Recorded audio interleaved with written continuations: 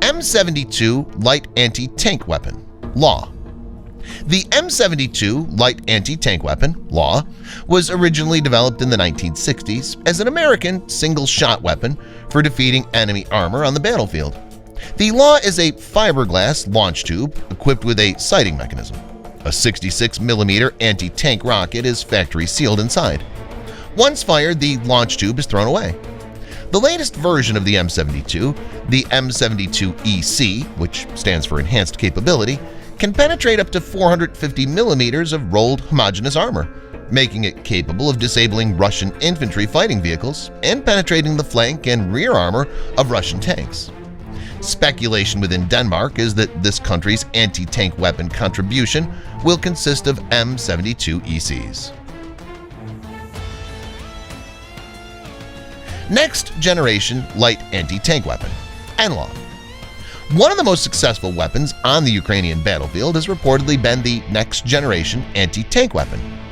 Nlaw is a big brother to the M72 Nlaw, utilizing a larger tube diameter and warhead while still being a disposable rocket system. Like the M72, Nlaw is an unguided weapon. Nlaw, developed by Sweden's Saab, weighs 27 pounds and has a combat range of 65 to 2,600 feet. Saab claims Nlaw can defeat any modern main battle tank. Instead of attacking a tank head-on, Nlaw flies above a tank and then detonates a shaped charge down through the tank's thin roof armor. Once fired, the Nlaw launch tube is discarded. Panzerfaust III Light Anti-Tank Weapon. Panzerfaust III is the modern-day successor to the famous Panzerfaust tank fist of World War II. The weapon, like its wartime ancestor, is designed to give German infantry a reusable rocket launcher capable of taking on tanks and armored vehicles. Panzerfaust III, like the Carl Gustav, is a light anti-tank weapon utilizing a reusable sighted launch tube. Unlike the Swedish weapon, however, Panzerfaust III fires actual rockets. Panzerfaust III rockets have a diameter of 110 millimeters, making them substantially larger than those of the M72 Nlaw. As a result, they can penetrate considerably more armor, up to 800 millimeters of steel armor plate. Unlike many anti-tank weapons, the PZ-3 can be fired from enclosed places, such as a room in a building, without endangering the individuals behind it with the rocket's backblast. FGM-48 Javelin Medium-Range Anti-Tank Missile.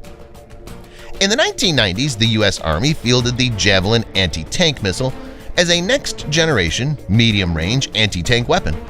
Since then, it's widely exported the Javelin to NATO allies and Ukraine prior to the 2022 Russian invasion.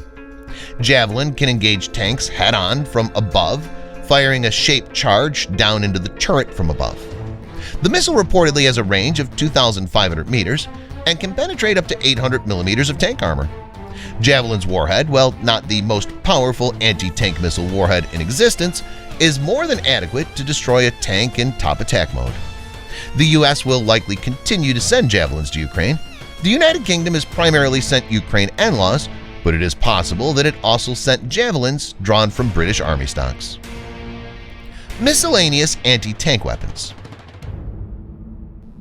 Greece is reportedly sending Ukraine portable rocket launchers, although there's no data on exactly what kind.